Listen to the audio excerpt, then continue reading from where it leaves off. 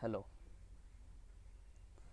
and warm welcome to the news video. I'm Hansha and it's a pleasure to have you with us as we embark on the news journey together, as we promise to deliver the facts, untangle the complexities and keep you informed. Join us as we navigate through the headlines, providing you with the latest updates and insight. We strive to shift through the noise to bring you the most relevant, reliable news. To stay tuned for the top stories, the matters. I hope you will see you understand about this video. Little talk about the video. News is important for a number of reasons within a society, mainly to inform the public about events that are around them and may affect them. Often news is entertainment purposes, to provide a distraction of information about other places. People are unable to get or have a little influence over news can make people feel connected to news is important as a social gathering space to hence a newspaper, either online or physical place, and emphasis on news. Where there are a lot of the people gathered, there is an opportunity to advertise. This advertising something sometimes can cause a conflict of interest in the way news is reported. Let's dive into today's headlines.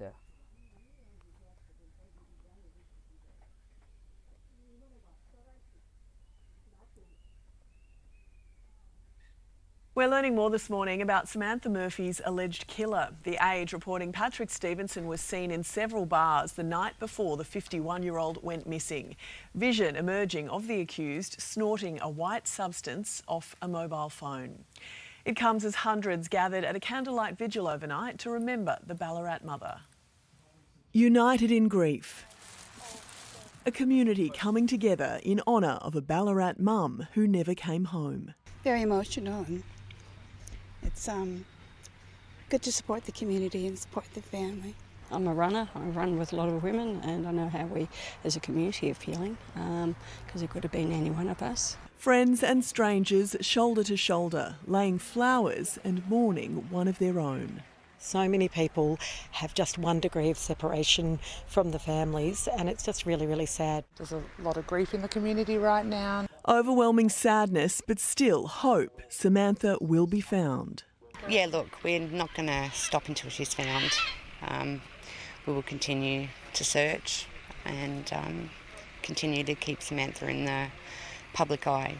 Tears as the group stood for a minute's silence. And then, as the sun set, hundreds raised their phone torches to the sky. For the whole last 5 weeks, you just keep saying every morning, I wonder if Samantha's been found. So it's kind of just nice to come together and talk it out a little bit. Well, the Ballarat community gathered last night at a vigil to mourn Victorian mum Samantha Murphy, a day after the 22-year-old was charged with her alleged murder. Ballarat Mayor Des Hudson was there. He joins us now live on Weekend Today. Des, thanks for your time. Look, this is a horrible story, but last night's vigil, how was it? Yeah, thanks, Clint. Fair to say that there was a lot of emotion, an outpouring of that emotion at the gathering last night.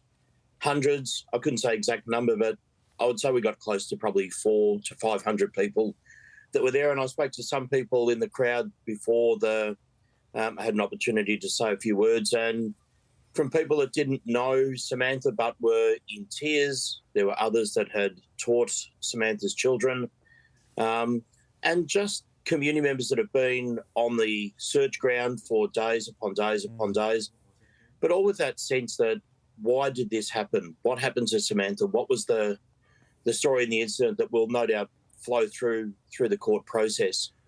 And then the hope that Samantha can be found and returned to her family for a proper, respectful burial and a celebration of her life. But everybody had enormous empathy for Mick Murphy, Samantha's husband, and then also the children as well. Des, you mentioned there that so many people were there last night that didn't know or hadn't met Samantha.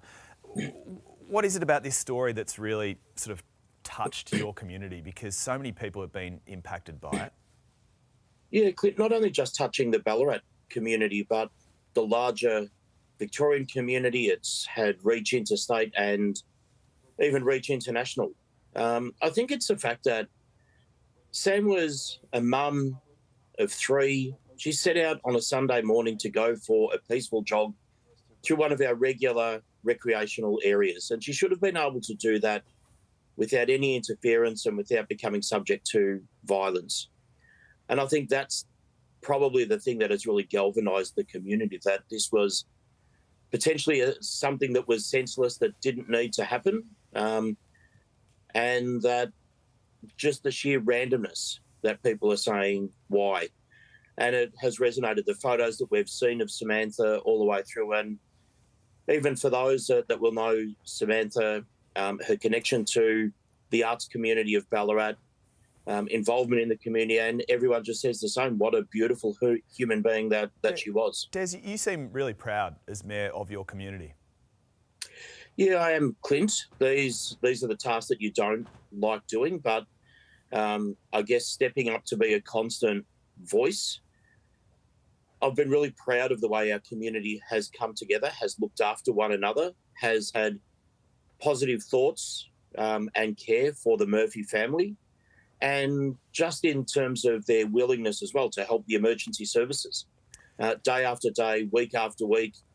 And even when I was talking to Chloe, one of the co-organisers of the event last night, that was on the search ground earlier in the day looking for a piece of the puzzle that might find where Samantha has, or where her remains are, just in the hope that her body can be found. And that's important for the family, for Mick and for the kids.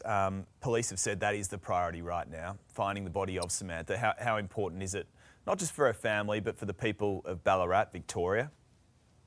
Yeah, it's extremely important. It was really pleasing to hear Shane Patton at his press conference talking about the fact that that still remains their highest priority now, is to find Samantha and return her to her family so as that they can then begin what will never be closure, but at least a funeral service to celebrate her life. But we need to also remember that even then, this does not end for the Murphy family. They will live with this for the rest of their years.